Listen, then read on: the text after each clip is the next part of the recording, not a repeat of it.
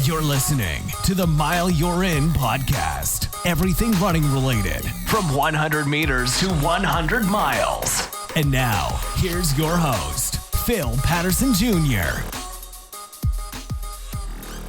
What's going on, everybody? Welcome back to another episode of the Mile You're In podcast. As always, before I get into the topic of today's episode, I have to shout out my 3 Patreon supporters. And hey, it's 2 days before Thanksgiving, so I want to give thanks to my 3 continuous supporters, Becky, Francine, and Mr. Anonymous, for continuing to show love each and every month. And if you're listening and you'd like to know how to join in, even if it's a one-time thing, the link is always in the show notes, or you can hit me up on Twitter. I'm still going to call it Twitter. I ain't calling it X. I mean, I'll call it X, but I'm still going to call it Twitter. Instagram, TikTok, those are the 3 that I'm really on. So if you're on there and you follow me and you want, hit me up and we can discuss that. But on to the topic, and this was something I really wanted to talk about last week, but things happened, right? So the reason I wanted to talk about it last week was it was more relevant. If you're local or in the state of Florida, I think we were all kind of affected by it. There was a really crazy storm that came through. And for us down here, it was about 2.5 to 3 days worth of just non-stop rain. And a lot of it was downpour, crazy winds. So there was a lot of flooding, more inland. And, you know, each of those days I was talking to my coworkers about how I was still expected. I put this on me. Nobody else was expecting me to do it, but I had a plan. I have a training plan, a goal. So I was expecting to still go out and go running when I got off work, and they thought that was crazy. And even some of the other coworkers that were listening in were mentioning how this was the type of weather or type of day where they would just resort to the treadmill or the stationary bike, stay indoors, stay dry, stay warm. And I was like, look, I know in other sports there's weather cancellations. Even if it's an indoor sport, sometimes they'll cancel it just for travel reasons. But honestly, when it comes to running, unless there's lightning or something extreme like a snowstorm, which I can't relate to down here, or, you know, like a hurricane warning, hurricane watch type thing going on, like the race is on.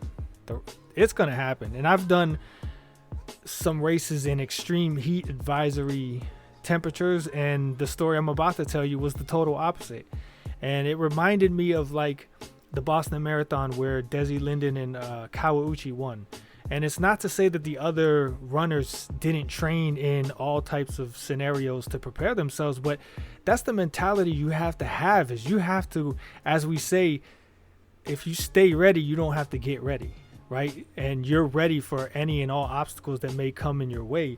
And you can't just expect it to go perfect come race day or come whatever it is you're going through and you're planning for and you're training for. You can't expect everything to go perfect. So there were more, and I used to do that, to be honest. When I first started getting into actually competing in races and not just running for fun, if it was really windy or if it was really rainy or if it was really cold, if I had a gym membership at the time, I was hitting the treadmill. If not, I just took the day off.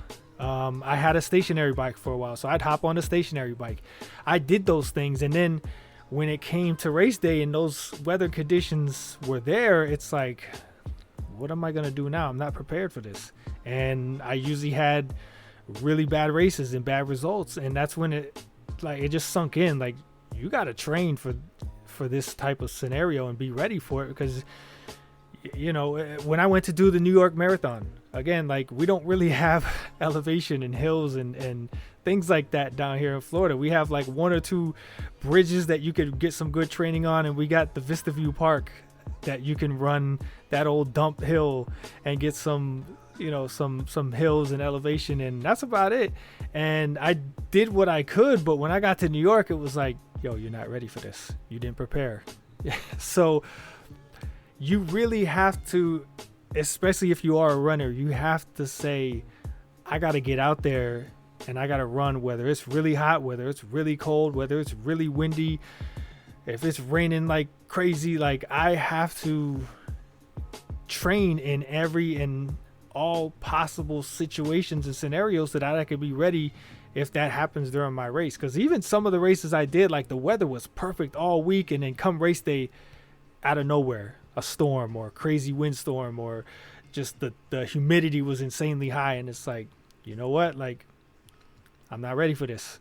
So in this case, and this is really why I wanted to talk about this. Some of you guys have heard this before, especially if you followed back when I used to have the hillstriker954.com website. I blogged about this and I talked about it. I might have mentioned it a couple times in some of the real early episodes, but I had said this was going to be my second 100-mile race. I had just done the Wildcat 100, and you know, I don't really care about impressing anyone else. I don't care about other people's expectations. I don't care about none of that, right? It's nice to get praise. It's, you know, obviously criticism is going to kind of hit you a little bit, but I don't really let it bother me too much, especially if it's an area where they don't have any knowledge, experience, or expertise. Like if you ain't been there, I don't really want to hear too much of what you got to say because you don't know what you're talking about. You ain't been there. So, you know, there was judgment because most 100-mile races give you a 30 to 32 hour cutoff. This race, extremely generous. They give you 40 hours. And I had quit, went to the hotel, ate, slept, showered, did all this stuff, came back 8 hours later and was able to finish in like 38 hours. So to a lot of people, it wasn't really an official 100-mile finish, right? And I kind of let that eat at me. And even I kind of agreed. I was like, you know, I'm not really satisfied with that result. I'm not really satisfied with how that went in that experience. So when I signed up for this next one, the Skydive Ultra, the Skydive 100, I really was aiming at getting it under, because this was a race now that had the 32-hour cutoff time. So I was really aiming at, okay, you know, if I can do this, it's going to be what is, technically considered a true cutoff time, and I won't have any other excuses or asterisks next to the finish, right? So I get there, and the crazy thing about this was that there was a nasty storm coming, hence why I'm telling this story now. It was very similar to what we just experienced last week, but this was going to be all like within a 24 to maybe 48 hour period. It was supposed to be just a big storm that just came through and left real quick. It was supposed to stay down south in Miami. It ended up coming more north. This race was in Clewiston, so a couple hours north of where it was supposed to hit, and the temperature in the 50s. So you gotta stop and think about that for a second. Mid 50s, you got the strong winds that are gonna drop that to like closer to 50 degrees, and then you throw in nonstop pouring rain, which is gonna make it feel more like mid to low 40s, right? So I'm not prepared for that. I got like I brought like maybe one or two jackets. I have my big hoodie, the little jacket, finisher jacket thing that you get after the New York Marathon. Man, I think I had like one or two pairs of like running pants, but mostly everything else was my typical Florida warm summer running clothes.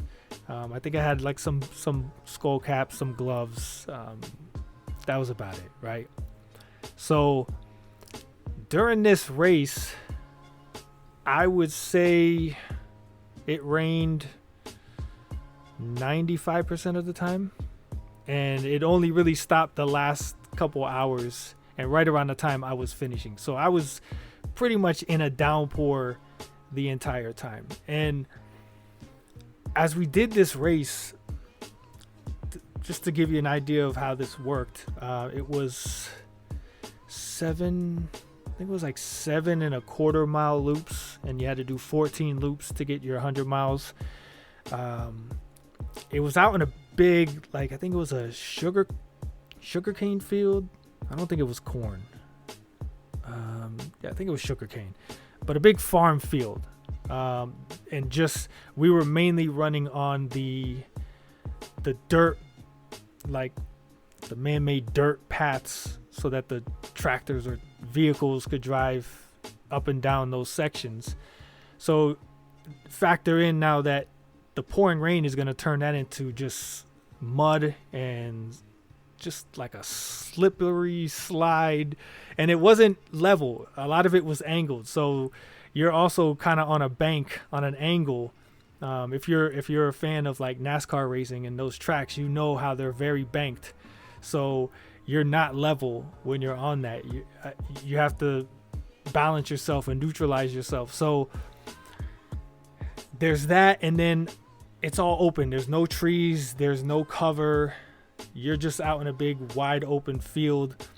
There was like one porta potty at the halfway point of the loop, and that was it. So once you started your loop, you were on your own for 7.5. They did have like a little self-serve aid station out there next to the porta potty, but honestly, with the rain and everything and the wind, it was so destroyed that you really couldn't, unless you had something to like refill, like a bottle or a vest.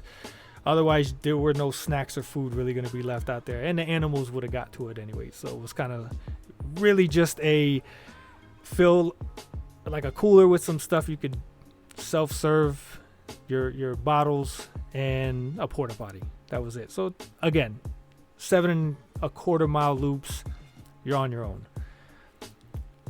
I'm not going to go through the entire race, but fast forward to it was pretty much every time I would finish a loop, I was taking off clothes and trying to put something else on that was dry, but it was kind of pointless because by the time I got maybe a quarter mile into that loop, I was already soaked again, and it was just like I might as well have just kept the other clothes on. I was just wasting time changing clothes and trying to dry off real quick. You know, even the biggest thing I had back then was like the blisters, right? Putting on drying out your foot. I used to use the dry goods to dry my foot. None of that stuff, it didn't matter. Your foot was soaked in puddles and rain minutes after changing. So it was kind of pointless. I don't know if it was more just for the mental break that I kept doing it.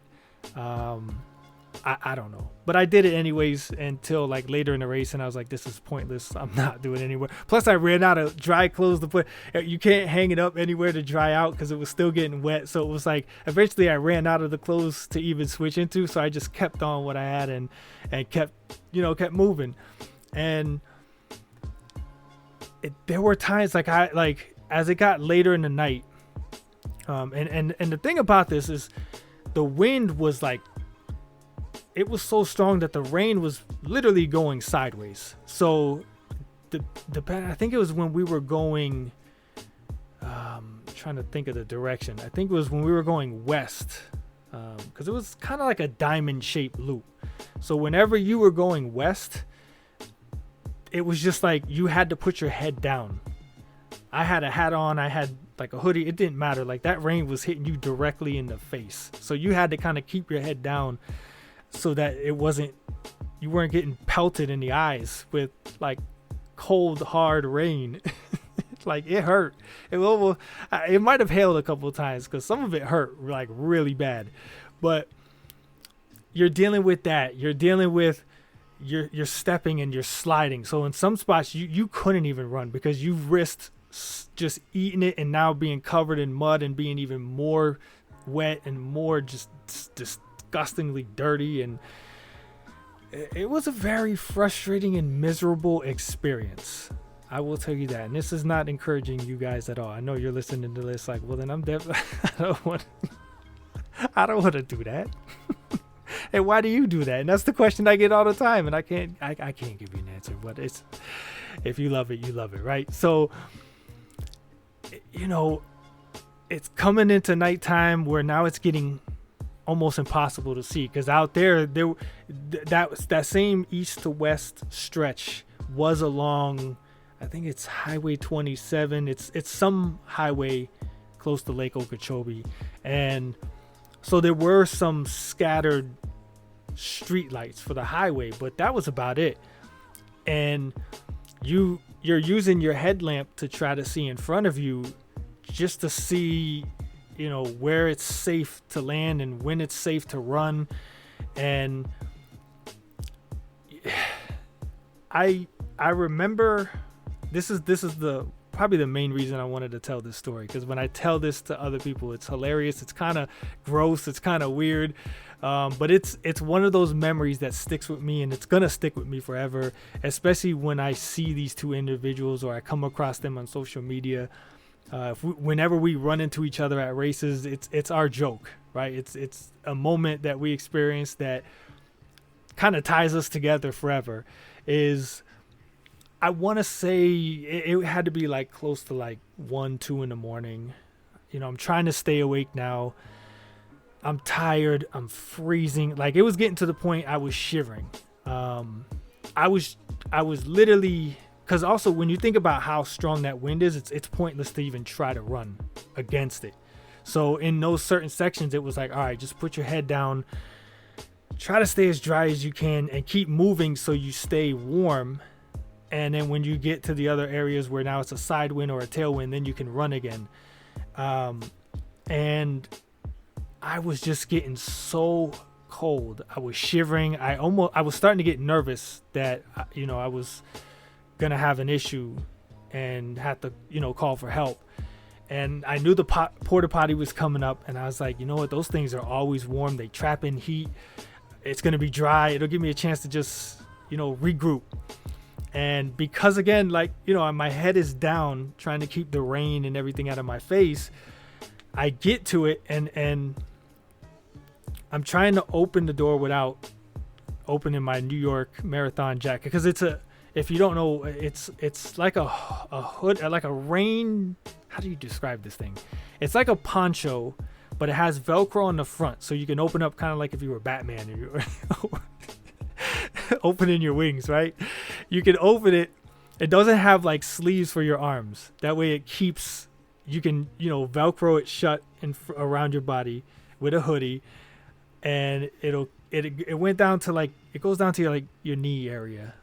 So it kept you pretty warm and pretty dry. So I was trying to like sneak my arm through the little Velcro section to open the porta potty without opening it, so I didn't get any rain inside of it, and I didn't get cold.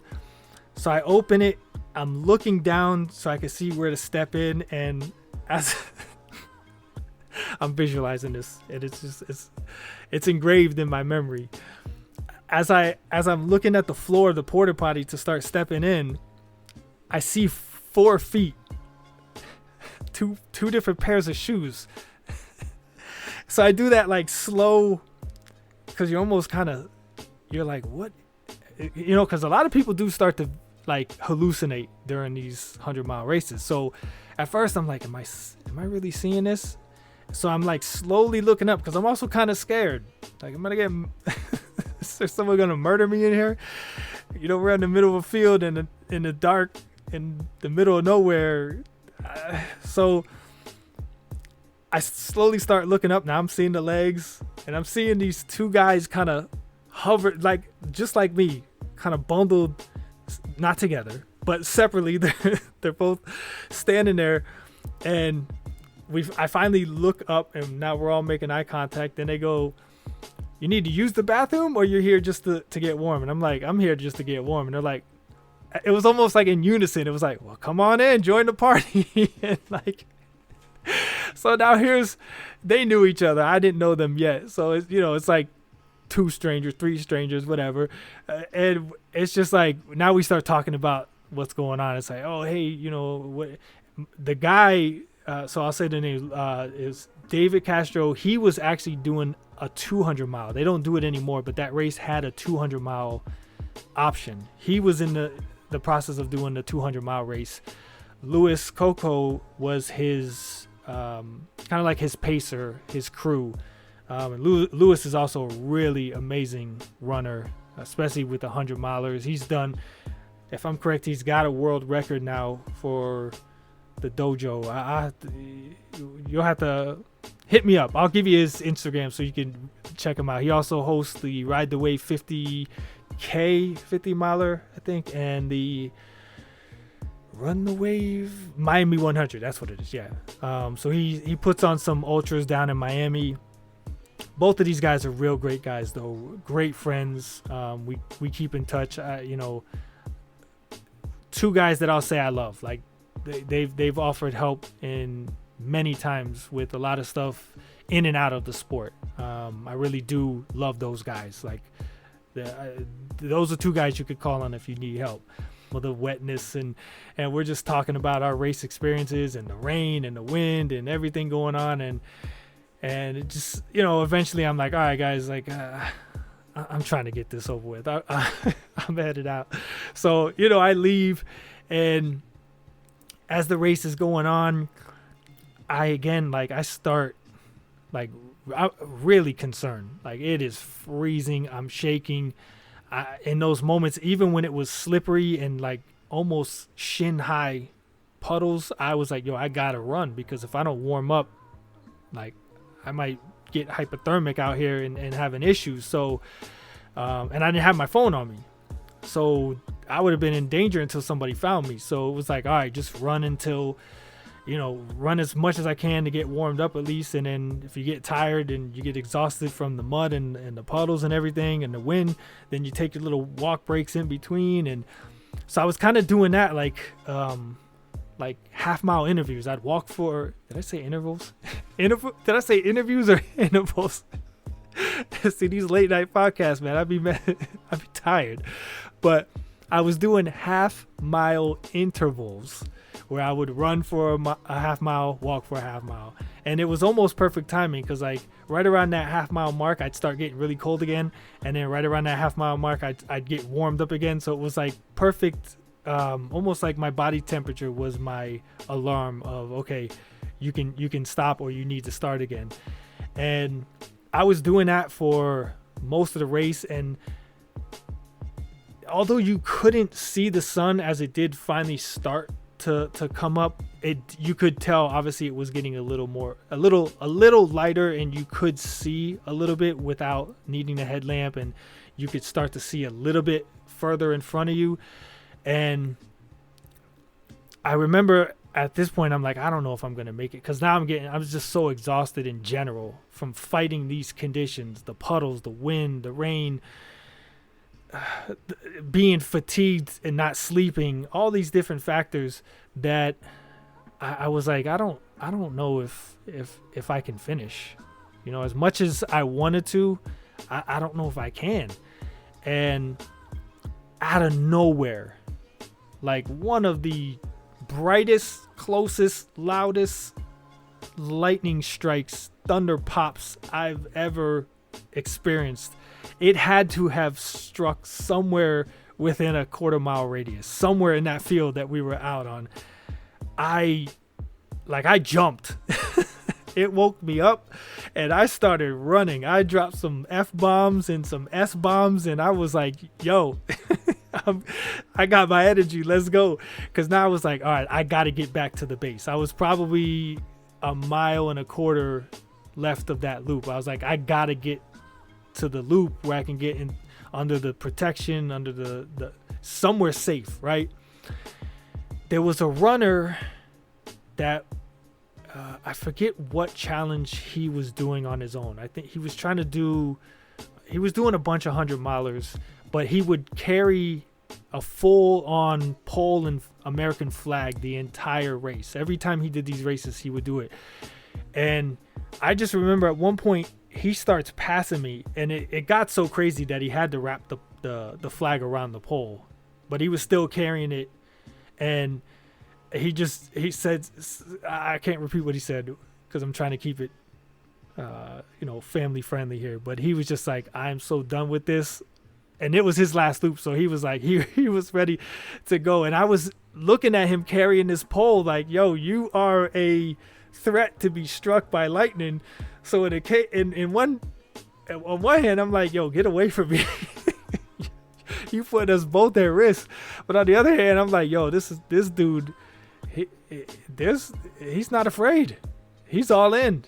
he made a commitment and he's in for it. So I get to the end of the loop, and the way they had it set up was it was on or connected to a skydiving, which is why they call it the Skydive Ultra.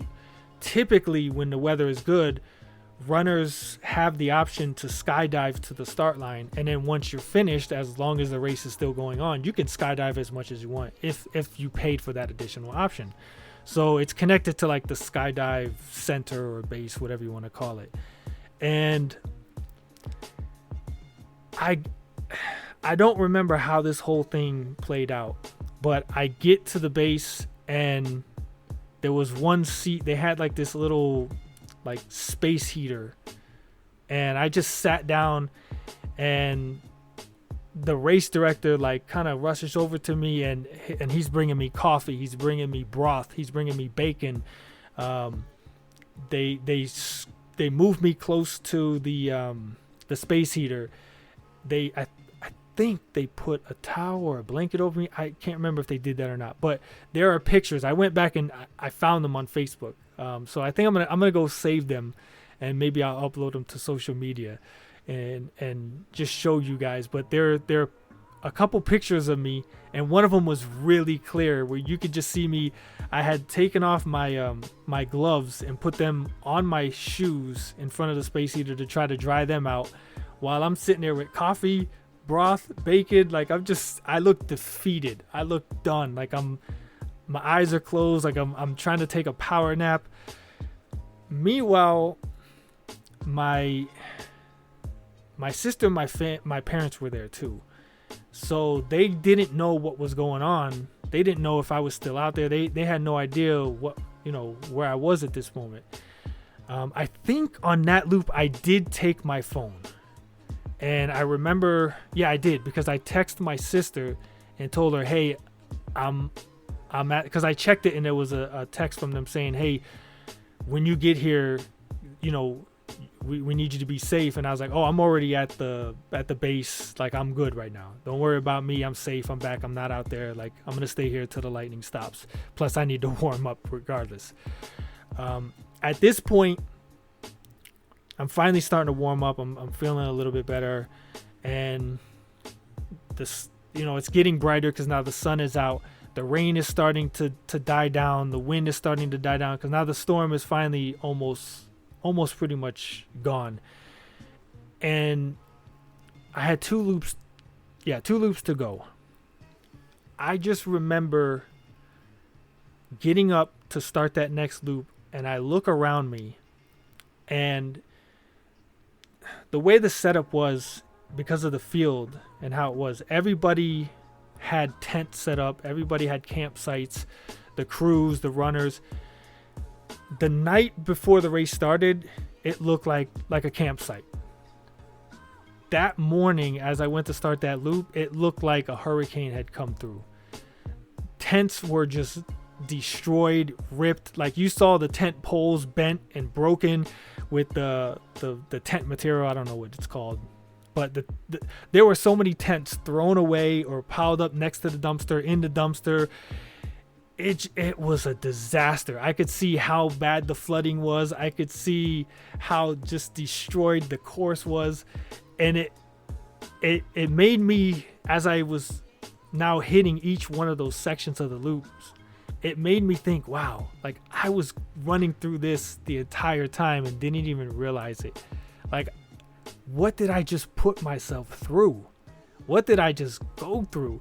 And I finished, I think it was like 29 hours, which I was kind of bummed because I was like, it was going to be probably another hour faster if I didn't end up spending about an hour-ish at the base trying to hide from the lightning and get warmed up and everything, that it could have been faster. But I was like, hey, look, your main goal was to get under 32 hours, not have to quit and then come back. Like, all the main goals for that race I had accomplished. So there was nothing to really be disappointed about, especially when the race director had told me how many people dropped out, and that there were really only, I think, 6 of us that ended up finishing and pushing through.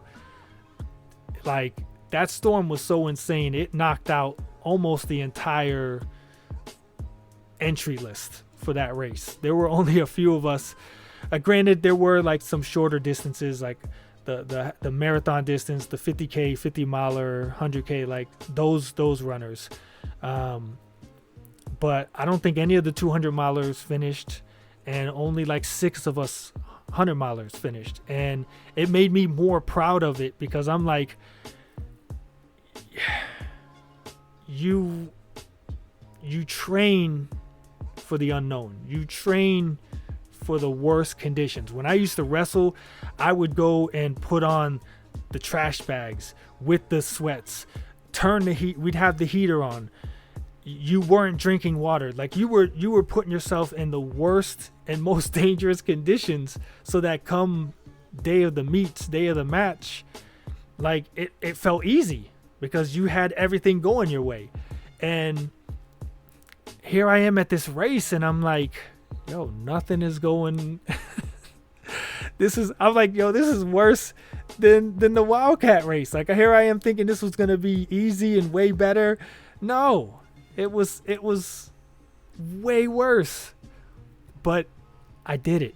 I pushed through, and that's the one thing I've discovered about myself and about other ultra runners, but specifically 100-mile runners, is there's a certain level of mental toughness you have to have. A lot of it is seriously mental, more mental than physical, because a lot of ultra runners don't put in the mileage or the type of long runs you think they would to be able to do these things. A lot of it is just getting your body used to being able to handle it, and your mind to push past those discomforts and those pains, and again to ride those highs, and when those lows come, to be able to grind through them. And I think that's why some of my greatest friends are, and have become, really, I should say, ultra mile, 100-mile runners, because we just have a different mental, I don't even know the term, a level that we can push back past, where others might say that's enough. I'm not going any further than this. We have a level of insanity.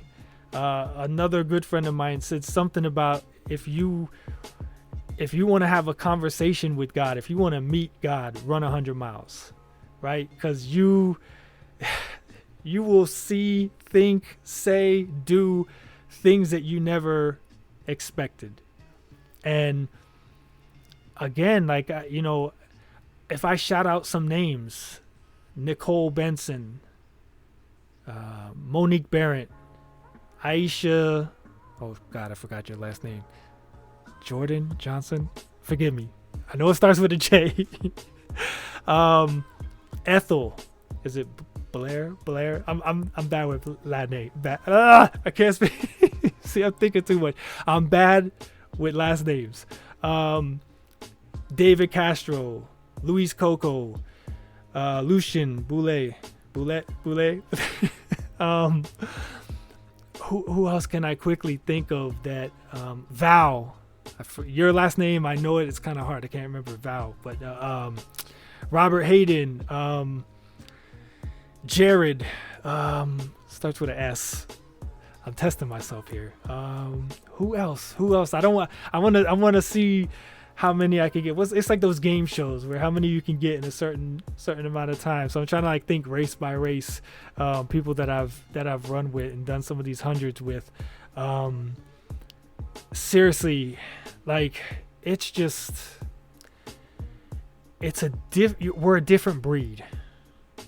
There's just something wired differently in our brains that we're able to not only do this, but willingly, continuously sign up to do these things. And Aaron Thompson, I forgot about you, the race director of Wildcat. You've done these, you know what I mean? Tamaya, you've done some on your own like me. You've done and that's another thing. If those of you that have, those of us, because I've done a couple. If you've done a virtual 100 miler, bro, extra props to you. Or if you've done it like I've done a few, uncrewed, another level of insanity. It's just, I have respect for anybody who signs up for a race with a goal and tries to push themselves, right?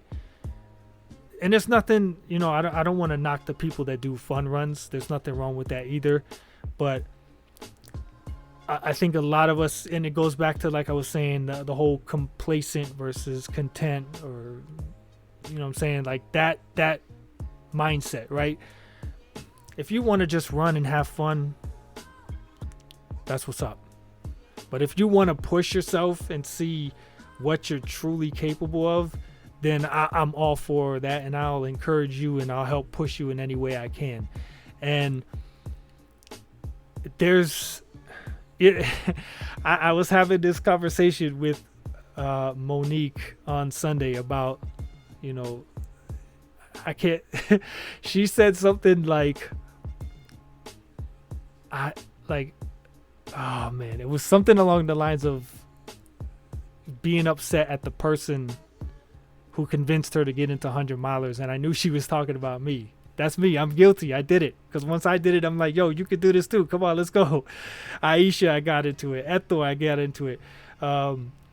It's just like, when you see the capability in somebody, you're gonna want to push them. When you see what somebody's capable of, you're gonna want to try to encourage them to do it. And that's one thing I love about ultra running versus a lot of the shorter distance, is that the community is more of a family.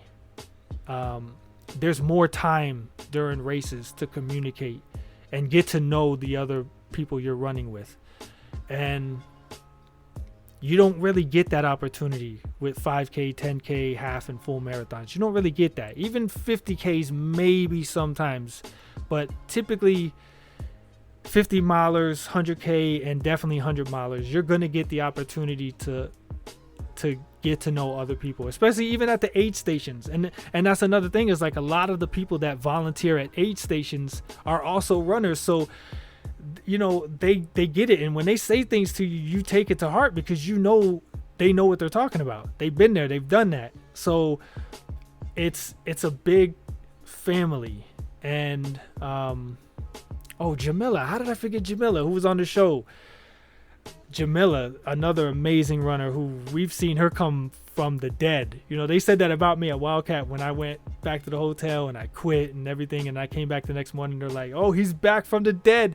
He's risen from the dead. We used to say that about Jamila, because we were like, yo, she's way behind the cutoff time. She's not going to make it. And then bam. And she'd come around that corner. You'd hear that voice from a distance, and y'all must not know. It was like David Goggins, like, you don't know me, son. You don't know me, son. Like, y'all must not know who I am. I